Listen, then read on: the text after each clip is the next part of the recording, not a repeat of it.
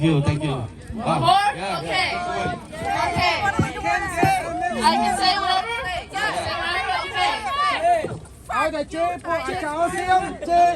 No, We come. gotta fight with love. Yeah. Love is important.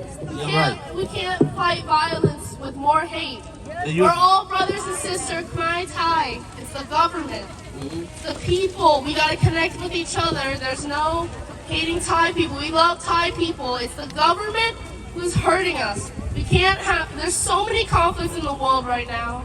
We see it everywhere where there's a big guy bullying a small guy. And we need to stand together and help the little guys. Cambodia is a small country. We have been struggling for generations. We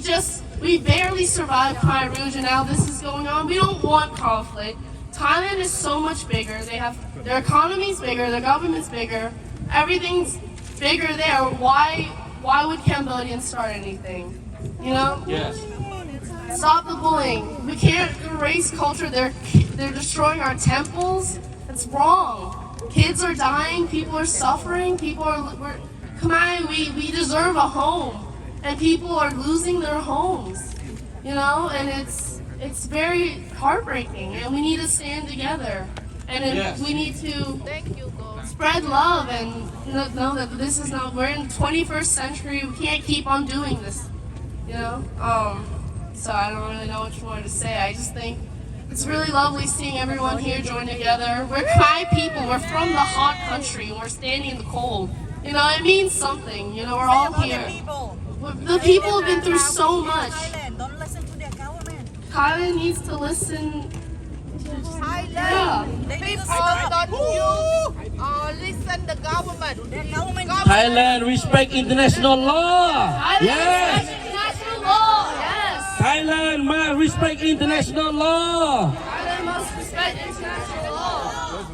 Thailand need to be respect international law. Good job, Anita. Okay, បន្តទៀតលោកដកដកចៅសំសូមមានប្រសាសន៍តិចមកលោកគ្រូបាទយើងណាន់ទីទៅយើងមានពេលរយៈពេល1ម៉ោងទៀតយើងនឹងចប់ដោយសារគេយើងសុំជាប់បានគេបានតែ1ម៉ោងគត់ម៉ោង2ដល់ម៉ោង3អញ្ចឹងបងទាំងអស់គ្នាហើយយ៉ាងហោចណាស់ក៏យើងបានធ្វើអ្វីដែលយើងគួរធ្វើដែរហើយយើងប្រឹងអស់ពីសមត្ថភាពយើងបាទ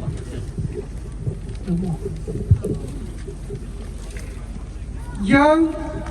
តែស្រឡាញ់សន្តិភាពយើងជាខ្មែរធ្លាប់កាត់សង្គ្រាមវេទនាច្រើនច្រើនសាហើយខ្ញុំអាយុ79ឆ្នាំកាត់ជំនាន់ខ្មែរក្រហមមុនខ្មែរក្រហមជំនាន់ដែលសាធារណរដ្ឋចាប់ផ្ដើមទីនៃឆ្នាំ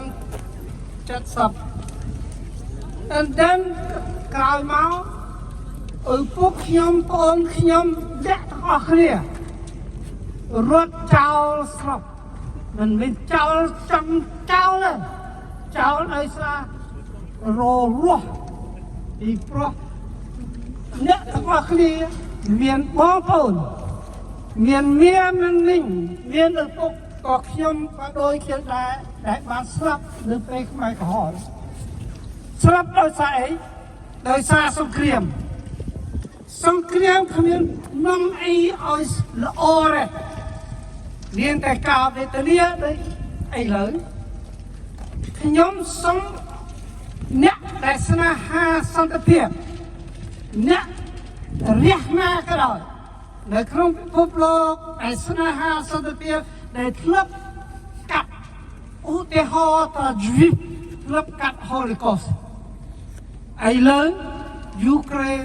ហើយនៅស្រុកណាទៀតសូមអស់លោកទាំងអស់គ្នាដែលស្រឡាញ់សន្តិភាពជួយអាណិតទេតាដែលខ្មែរស្រឡាញ់សន្តិភាពខ្មែរគ្មានត្រូវការដីអ្នកណាមួយតែមកទាំងអាមក៏អត់ចង់បានដែរសូមអរគុណ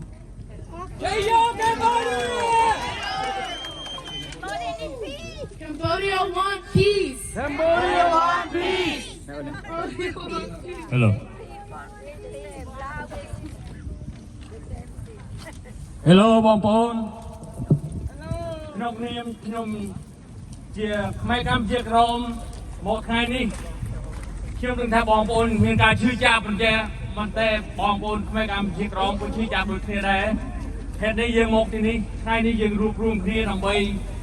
យើងទៅធ្វើពិធីបដកម្មមួយដ៏ធំដើម្បីឲ្យបងប្អូនយើង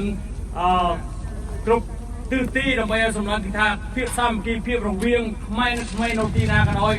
ពេលយើងមានអសន្នយើងទៅតែសាមគ្គីគ្នាតែអញ្ចឹងទៅខ្ញុំមកថ្ងៃនេះក៏ចូលរួមជាមួយបងប្អូនជួយរំលែកទុក្ខទាំងអស់ដែលបងប្អូននៅខាងព្រំដែននោះមានការពូលីជីវិតការបាត់បង់ជីវិតយ៉ាងច្រើនអញ្ចឹងទៅយើងមានការឈឺចាប់ណាស់ហើយយើងមកថ្ងៃនេះយើងរួបរวมគ្នាហើយយើងមកថ្ងៃនេះមិនមែនថាយើងមកបដកម្មហើយយើងរួចខ្លួនទេបងប្អូនយើងត្រូវតែប្រម៉ែប្រមូលរួបរวมគ្នាដើម្បីនឹងជាថាវិការមួយចំនួនដើម្បីជួយគ្រប់គ្រងបងប្អូនយើងនៅខាងភាគសឹកនៅព្រំដែន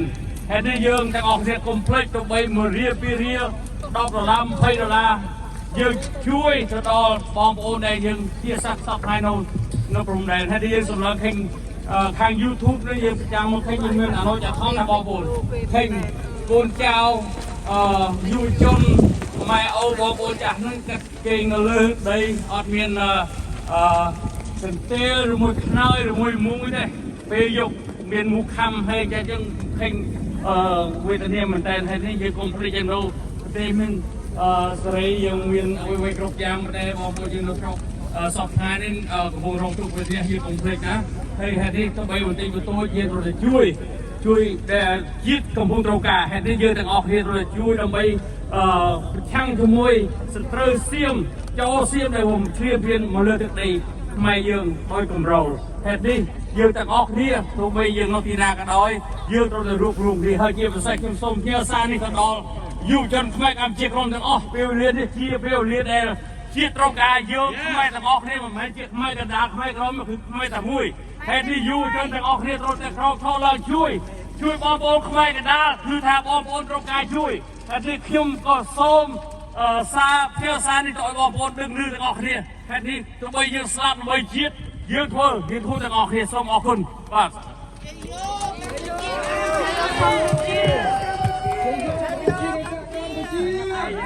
ជ័យយោប្រទេសកម្ពុជាជ័យយោប្រទេសកម្ពុជាអូខេបន្តទៅទៀតមានបងប្អូនណាមានចំណាប់អារម្មណ៍ហើយសូមអញ្ជើញចូលរួមកាត់ម្លេចតិចបងហើយបងមកបងឲ្យបងស្ដីតាបងអូខេអរគុណ